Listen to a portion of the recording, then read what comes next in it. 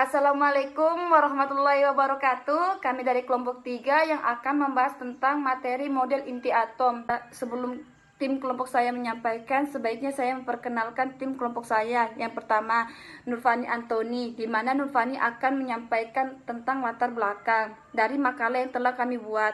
Terus tuh pindah ke teman saya Nurliani, di mana teman saya Nurliani akan menyampaikan tujuan, rumus masalah, batas masalah, dan manfaat dari makalah tersebut. Kemudian lanjut ke teman saya Wiwit Indrasti dan Rahmat Padilla, di mana mereka akan menyampaikan teori-teori atau kajian yang ada pada makalah yang telah dibuat. Terus tuh pindah ke teman saya Hengki Imawan Sedewo dan Ansar Maulana, di mana mereka akan menyampaikan pembahasan dari makalah yang telah kami buat dan telah kami diskusikan. Kemudian pindah lagi ke teman saya Aris Sanca, di mana teman saya Aris akan menyampaikan kesimpulan dari hasil makalah yang telah kami buat. Mungkin itu saja perkenalan dari kelompok saya. Kemudian kita lanjut aja penyampaian materi untuk Nurfani, saya persilakan.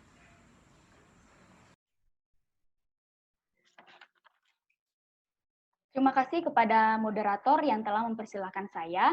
Di sini saya akan menjelaskan tentang latar belakang. Jadi, pertama kita bisa melihat dari gambar karbon atom. Pada bagian yang berwarna hijau, itu adalah elektron bermuatan negatif. Sedangkan pada bagian yang berwarna biru, ini adalah proton bermuatan positif. Sedangkan pada bagian yang berwarna orange, ini adalah neutron. Jadi atom itu terdiri atas inti atom, elektron yang mengelilinginya. Inti atom terdiri atas partikel proton dan neutron. Partikel-partikel penyusun inti atom ini disebut nukleon. Jadi nukleon penyusun inti memiliki massa yang hampir sama, yaitu 1,0072 SMA. Itu untuk proton. Dan 1,0866 SMA untuk neutron. Adapun elektron massanya sangat kecil jika dibandingkan dengan massa proton dan neutron, yaitu 0,00055 SMA.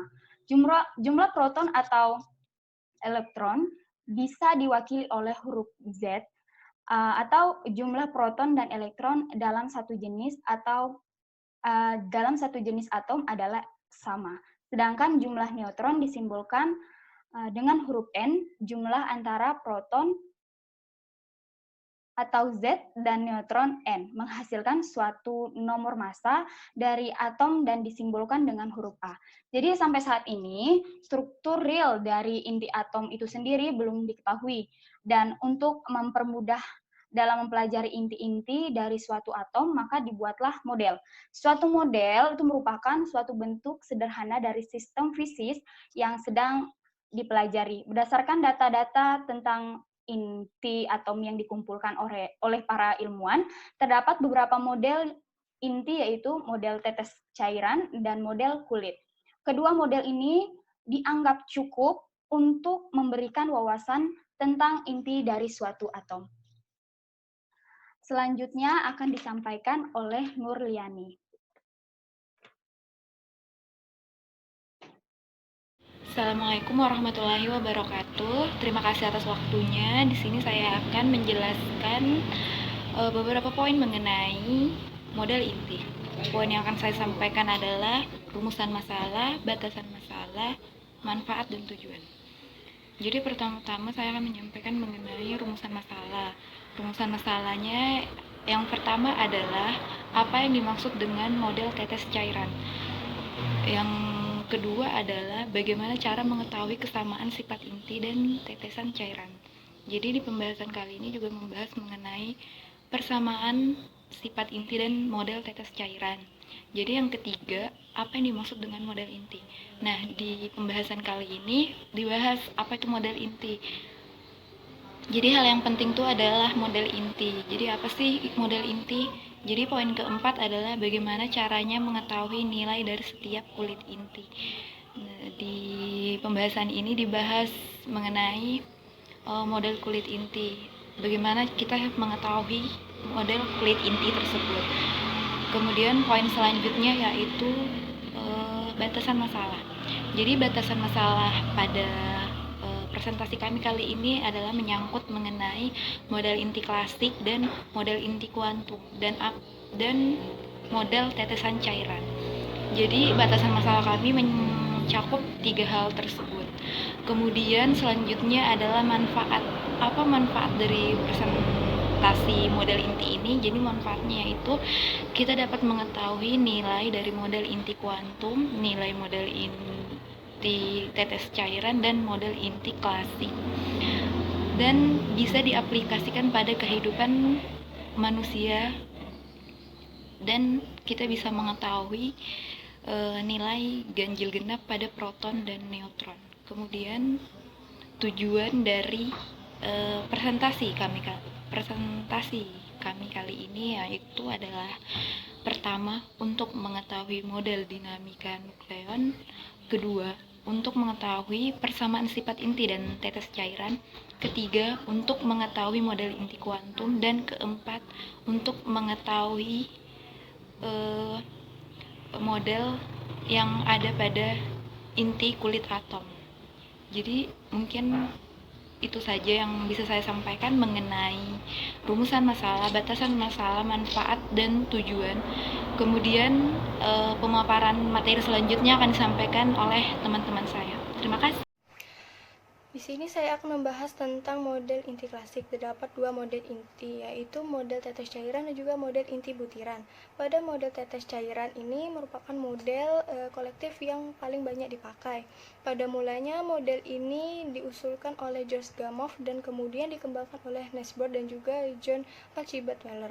Model ini diilhami oleh kesamaan sifat inti dengan sifat tetes cairan.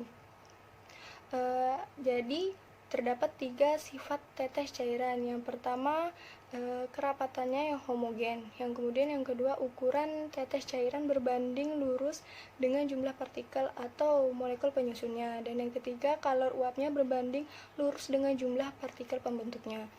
Kemudian ada model inti butiran, di mana pembahasan berdasarkan bentuk proton dan neutron sebagai butiran padat. Pada model ini, energi ikat berasal dari gaya ikat antar nukleon. Kemudian dirumuskan dengan persamaan S sama dengan sigma EI. Kemudian tidak bergantung muatan, jangkauannya sangat pendek. Jadi gaya listrik di mana P dan N yang saling berkaitan dengan sangat kuat oleh adanya potensial gaya tarik ini. Oleh adanya potensial ini, nukleon antara P dan N dapat bergerak seperti pada gerakan elektron. Sekian penjelasan dari saya. Selanjutnya akan dilanjutkan oleh Saudara Rahmat mengenai model inti kuantum. Baik, saya akan melanjutkan apa yang telah disampaikan oleh Saudari Wiwit. Kedua, model inti kuantum. Jadi di sini pembahasannya sudah menyangkut mengenai fisika kuantum. Pertama, model kulit. Pada model tetes cairan dianggap tidak dapat memberikan secara memadai tentang keadaan energi tereksitasi suatu inti. Oleh karena itu, dikembangkanlah model inti lainnya, salah satunya model kulit. Teori atom yang didasarkan pada model kulit telah memberikan penjelasan luar biasa tentang struktur atom yang sangat rumit. Dalam model kulit atom, kita mengisi kulit-kulit atom dengan elektron-elektron menurut urutan energinya. Hal ini sesuai dengan pernyataan asas Pauli.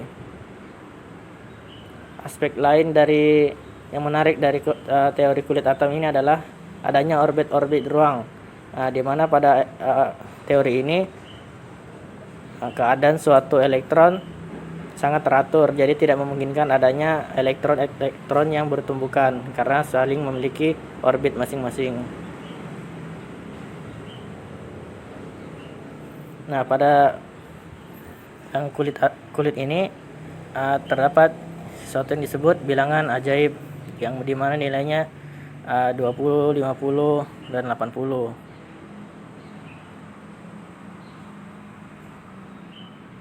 Nah, Pada intinya, model kulit ini menerangkan beberapa gejala nuklir di samping bilangan ajaib, antara lain kelimpahan inti, karena tiap subtingkat hanya dapat diisi oleh 2 partikel dengan spin yang berlawanan, maka inti dengan Z dan N cenderung lebih melimpah. Dalam momentum sudut inti, model kulit dapat meramalkan besarnya momentum sudut inti. Dalam inti genap-genap semua proton neutron berpasangan, sehingga hanya ada 2 tempat yang bisa diisi. Tidak dapat genap-genap atau ganjil-ganjil. Hanya terdapat genap atau ganjil saja. Sekian.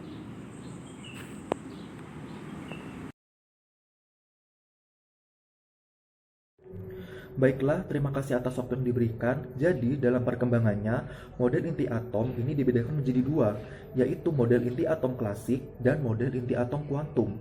Model inti atom klasik didasarkan pada perkembangan teori atom klasik yang menyatakan bahwa elektron mengelilingi suatu lintasan yang disebut dengan orbit. Sedangkan model inti atom kuantum didasarkan pada perkembangan teori atom mekanika kuantum yang memandang elektron terdiri dari awan elektron dengan ketebalan yang bervariasi. Nah, jadi elektron-elektron ini mengelilingi daerah-daerah tertentu. Jika pada teori atom klasik ini menyatakan elektron mengelilingi lintasan-lintasan tertentu, maka pada teori atom mekanika kuantum ini menyatakan elektron mengelilingi daerah-daerah tertentu. Nah, jadi untuk menentukan keadaan elektron ini dinyatakan dengan awan elektron dengan ketebalan yang bervariasi. Semakin tebal awan elektron menunjukkan semakin tinggi peluang kita untuk menemukan elektron, atau semakin tinggi probabilitas kita untuk menemukan elektron. Sedangkan semakin rendah ketebalan dari awan elektron menyatakan bahwa semakin kecil peluang kita untuk menemukan elektron di sana. Nah, pada model atom klasik ini terdapat 2 cara pandang. Cara pandang pertama yakni memandang nukleon sebagai satu kesatuan sehingga terjadi interaksi kuat. Karena dia dipandang sebagai satu kesatuan, makanya terjadi interaksi kuat. Nah, sedangkan cara pandang kedua yakni memandang nukleon sebagai partikel yang independen. Karena dipandang sebagai partikel yang independen, maka yang terjadi adalah interaksi lemah karena nukleonnya dipandang sebagai partikel yang tidak bergantung antara yang satu dengan yang lain. Nah, yang membedakan kedua cara pandang tersebut adalah larangan Pauli. Meskipun cara pandang tersebut berbeda, satu memandang nukleon sebagai satu kesatuan, sedangkan satunya lagi memandang sebagai partikel yang independen. Namun kedua cara pandang tersebut dapat menjelaskan keadaan nukleon dalam beberapa keadaan. Jadi berhasil menjelaskan perilaku inti meskipun dalam kasus yang berbeda. Jadi yang membedakan itu adalah larangan Pauli yang menjelaskan bahwa setiap interaksi itu selalu menghasilkan suatu keadaan atau state, sehingga tidak semua keadaan boleh ada. Ini berarti nukleon tidak selalu berinteraksi antara yang satu dengan yang lainnya. Karena nukleon tidak selalu berinteraksi antara yang satu dengan yang lainnya, mean free path nukleon pada model independen itu sangat panjang. Sehingga jika suatu fenomena dalam inti ini memiliki kesamaan dengan fenomena lain di luar inti, maka model inilah yang biasanya digunakan untuk menjelaskan fenomena tersebut yang dipakai dalam model inti. Mungkin untuk model inti klasik, sekian yang dapat saya sampaikan. Selanjutnya untuk model inti atom kuantum akan dijelaskan oleh Saudara Ansar. Ya, terima kasih kepada Hengki Himawan Sadewo. Sini saya akan melanjutkan pembahasannya, yaitu tentang model inti kuantum. Model inti kuantum ini dikenal dengan model inti kulit. Hal ini disebabkan karena model tetes cairan tidak dapat menjelaskan secara menyeluruh mengenai energi tereksitasi yang keberadaannya telah diketahui sebelumnya. Teori atom ini dapat menjelaskan mengenai struktur atom yang sangat rumit. Dalam teori inti ini dikenal orbit ruang yang dapat memberikan penjelasan suatu elektron untuk bergerak relatif bebas terhadap tumbukan dengan elektron lain, di mana diameter nukleon relatif lebih besar dibandingkan dengan ukuran inti.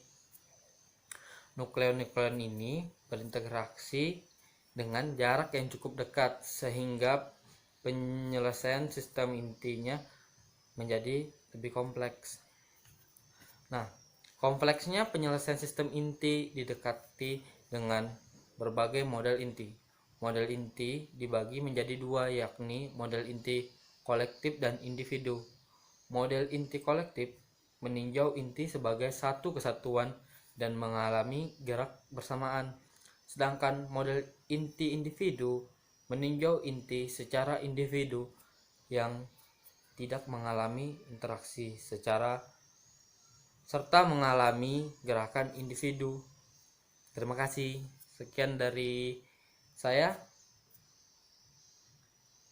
Selanjutnya akan dilanjutkan oleh Alaris. Yang terakhir, terdapat kesimpulan. Pada kesimpulan kami telah menggarisbawahi 3 hal. Yang pertama adalah model tetes cair digunakan untuk menentukan massa real dari suatu inti atom. Model ini mengasumsikan bahwa sifat-sifat inti atom mirip dengan sifat-sifat yang terdapat dalam tetes cair. Sedangkan pada model kulit diangkat berdasarkan pada suatu kenyataan bahwa nuklida yang memiliki jumlah proton dan neutron sesuai dengan bilangan-bilangan bulat. Yang kedua adalah kelebihan dan kekurangan model inti. Kelebihan dan kekurangan model inti tetes cair, yaitu model tersebut cukup baik dalam menjelaskan fenomena resonansi pada reaksi neuklon inti. Kelemahan model tetes cair adalah tidak diperhitungkannya efek koreksi kuantum dari interaksi antar nukleon di dalam inti. Kelebihan dan kekurangan model kulit yaitu kelebihannya adalah dapat menjelaskan fenomena terkait dengan bilangan ajaib. Model kulit hanya memperhatikan dinamika nukleon pada kulit luarnya saja, sedangkan pada kulit dalamnya diabaikan. Yang terakhir adalah kesamaan sifat inti dan tetesan cair. Yang pertama ada kerapatan yang konstan tidak tergantung pada ukuran. Yang kedua adalah panas penguapan tetes zat cair ekivalen dengan energi ikat per nukleon. Yang ketiga, peristiwa penguapan tetes cair ekivalen dengan peristiwa atau proses peluruhan. Yang terakhir adalah peristiwa pengembunan atau pembentukan tetes cair sesuai dengan pembentukan inti gabungan. Oke, mungkin itu saja hasil pemaparan dari kelompok kami. Kurang dan lebihnya mohon maaf. Wassalamualaikum warahmatullahi wabarakatuh.